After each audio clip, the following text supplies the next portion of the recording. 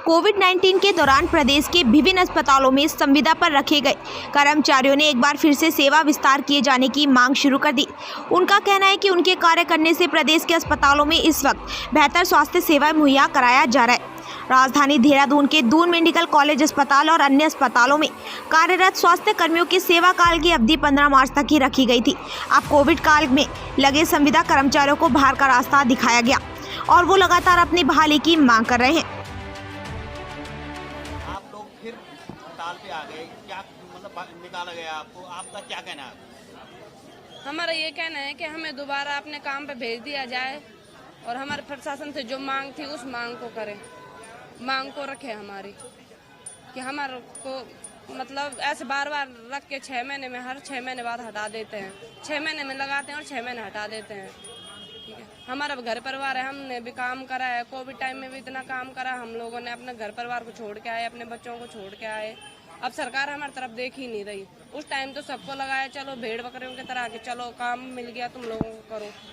उस टाइम तो उपनल से डाल दिया, आज नर्सिंग स्टाफ को उपनल से डाल दिया, हम लोगों को TDS कंपनी से डाल दिया। ठीक, और उनका 8 फरवरी को खत्म हो गया, अपना भी रिन्यूअल हो गया और हम लोगों को 15 मार्च का था हटा दिया। कितने लोग हैं आप? हम हैं 288 लोग। सर, काफी कर्मचारियों को हटा दिया गया है, जो उस पे 15 मार्च तक का टाइम था उनका, तो क्या आगे क्या प्रोसीजर कर रहे हैं आप उनके लिए, जो जबकि क्योंकि यहाँ मरीज काफी परेशान है? पहली बात तो मैं ये बताऊं कि ये केवल एक दुष्प्रचार है कि हमने कर्मचारियों को हटाया है ना। 281 कर्मचारियों की नियुक्ति के लिए आदेश हमारे पास आया था आउटसोर्सिंग एजेंसी TDS के माध्यम से, और ये आदेश केवल कोविड काल के लिए था। तो जिस समय ये नियुक्तियां हुई थी उस समय सारे कर्मचारियों को ये बात बता दी गई थी कि ये नियुक्तियां केवल कोविड तक के लिए है, जिसके अंदर जो तिथि थी वो 15 मार्च थी। उसमें से कुछ ने ज्वाइन नहीं किया, क्योंकि सीधी सी बात है कि अगर इस तरह का कोई नियुक्ति पत्र है कि एक सीमित अवधि के लिए दिया जा रहा है तो उसका कोई अर्थ नहीं बैठता। तो उसमें से लगभग 240 लोगों ने ज्वाइन किया था, अलग अलग कैटेगरीज में।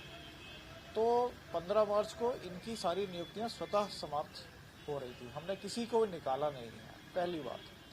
दूसरी बात यह है कि ये सारी नियुक्तियां कोविड के चलते थी, कोविड के लहर के चलते थी। उस समय अंदेशा था कि शायद 4th वेव जो कोविड की है वो तेजी से आएगी और उस समय हमें तैयारी पहले से करनी होगी। तो शासन ने पहले से इस तरह के प्रयोग किया था कि पहले से नियुक्तियां कर जाए, ताकि ऐसा ना हो कि कोविड आए और उस समय परेशानी जनता को फेस करनी पड़े।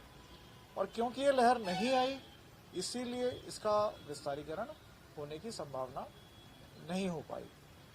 अब तीसरी बात यह है कि जिन लोगों ने काम किया है उन सभी को यहाँ से प्रशस्ति पत्र भी मिलेंगे, उन सभी को यहाँ से प्रॉपर एक्सपीरियंस भी मिलेंगे, और जैसे जैसे रेगुलर नियुक्तियाँ होंगी उनको कंसिडर किया जाएगा उनको प्रॉपर नौकरी के लिए।